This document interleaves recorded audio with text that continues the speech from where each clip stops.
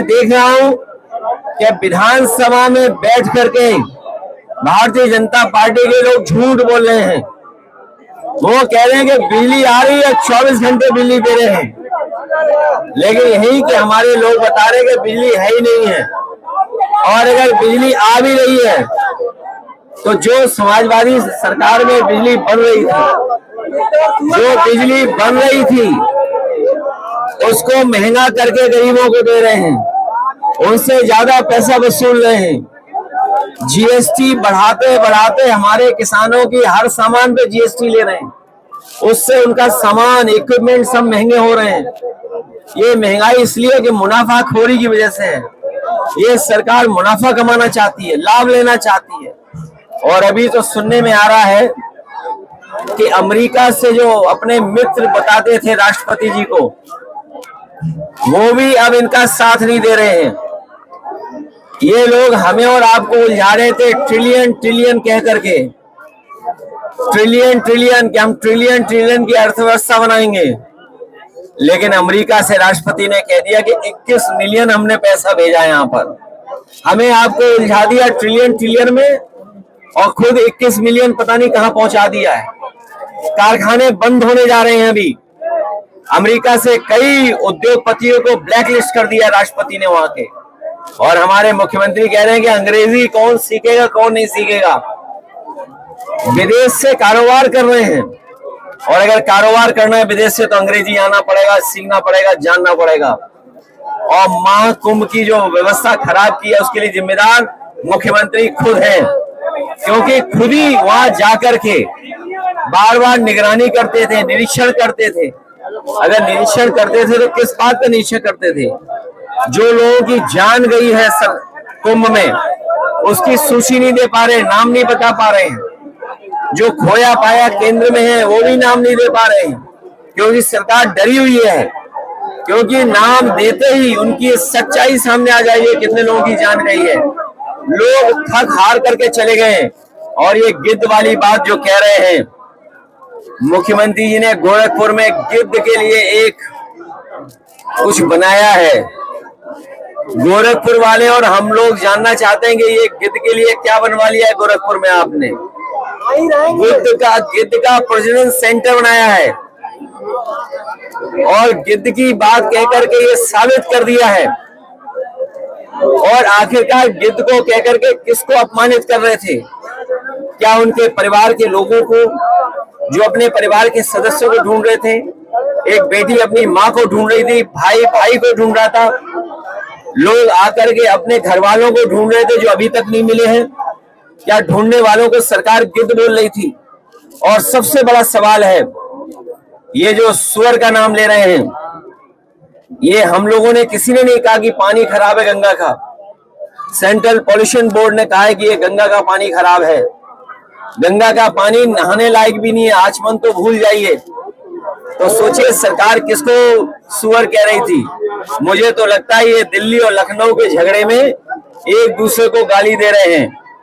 अगर उत्तर प्रदेश के बोर्ड कह रहा है, उत्तर प्रदेश का पॉल्यूशन बोर्ड कह रहा है कि पानी साफ है, और दिल्ली का पॉल्यूशन बोर्ड कह रहा है कि पानी खराब है, तो इसका मतलब है लखनऊ वाले दिल्ली वालों को सुअर कह रहे थे। ये जिम्मेदारी किसकी है? ये जिम्मेदारी दोनों सरकारों की थी। ये डबल इंजन नहीं, डबल ब्लंडर वाली सरकार है। इंजन टकरा रहे हैं, डब्बे टकरा रहे हैं, और जनता भी इंतजार कर रही है कि इस बार इनके पास जब चुनाव होगा, सूखे पत्ते की तरह भारतीय जनता पार्टी का सफाया हो जाएगा। इस तरह की जो भाषा संसद में यूज हो रही है, और गिद्ध वाली का ये भाषा किस ओर इशारा करती है? क्या भगवा कपड़े पहनने से ही कोई योगी हो जाता है क्या? और हमारे भारत के लोग, और खासकर गांव के लोग, रामायण को जानते हैं, देखते हैं रामायण को। वो ये भी जानते हैं कि सीता माँ का अपहरण जब हुआ था तो रावण भी साधु के भेष में आया था। ये जन जन जानता है, पूरा प्रदेश देश जानता है। जितने लोग सनातनी लोग हैं वो जानते हैं, हिंदू समाज के लोग जानते हैं, जो है कि जब रावण को सीता माँ का हरण करना था, तो रावण साधु के भेष में आया था। इसलिए हमें और आपको सबको बहुत सावधान रहना पड़ेगा ऐसे लोगों से जिनका व्यवहार भाषा बहुत खराब हो गई है, अनडेमोक्रेटिक लैंग्वेज बोल रहे हैं, जो कह रहे हैं कि सोशलिज्म समाजवादी जानते ही नहीं है। ये एम्बुलेंस का काम, समाजवादी मतलब सबका साथ, समाजवादी मतलब सबको सम्मान, समाजवादी मतलब सबको साथ लेकर चलने का है। हमारे मुख्यमंत्री कुछ जानते ही नहीं है। ये पहले मुख्यमंत्री हैं जो कुछ जानकारी नहीं रखते हैं। इनसे पूछो समाजवाद, इन्हें समाजवादी नहीं पता है। इनसे पूछो लोकतंत्र, तो उसका भी नहीं पता इन्हें। मीडिया वाले बीजेपी के हो गए, लेकिन उसके बावजूद भी दिखाते हैं। हम इनका थोड़ा बहुत धन्यवाद देते हैं।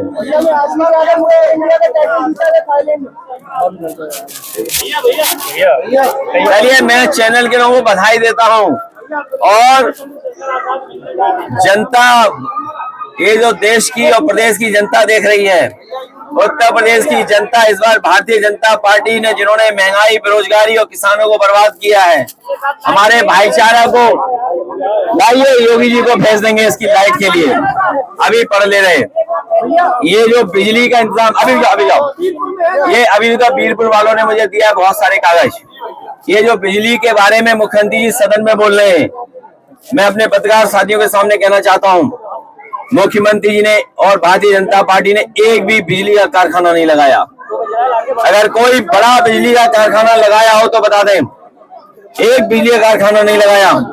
और जिन तारों से बिजली घर घर पहुंचती है, जिन ट्रांसमिशन लाइनों से, जिन सब स्टेशनों से, ये सब सब स्टेशन और ट्रांसमिशन लाइन समाजवादियों ने बिछाई थी। इन्होंने हर चीज को खराब कर दिया। ये इनका बस चले तो ये एक्सप्रेसवे को भी खुदवा दें। इन्होंने महाकुंभ में तमाम हमारे श्रद्धालुओं की जान ले ली, कोई मदद नहीं की। मैं आपके सामने बड़ी जिम्मेदारी के साथ कहना चाहता हूं, जितने भी श्रद्धालु जिनकी जान गई है, सरकार मदद करे। 50-50 लाख उसकी पहुंचाए घर परिवार वालों के लिए, और उनकी भी मदद करे जो एक्सीडेंट में जिनकी जान चली गई, जो आए थे, जो स्नान करने आए थे, घर लौटे, जब जान चली गई तो उनकी भी मदद सरकार करे।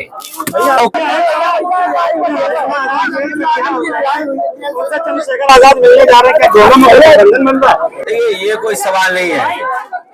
इस बार उत्तर प्रदेश की जनता भारतीय जनता पार्टी को हमेशा हमेशा के लिए सरकार से हटा देगी।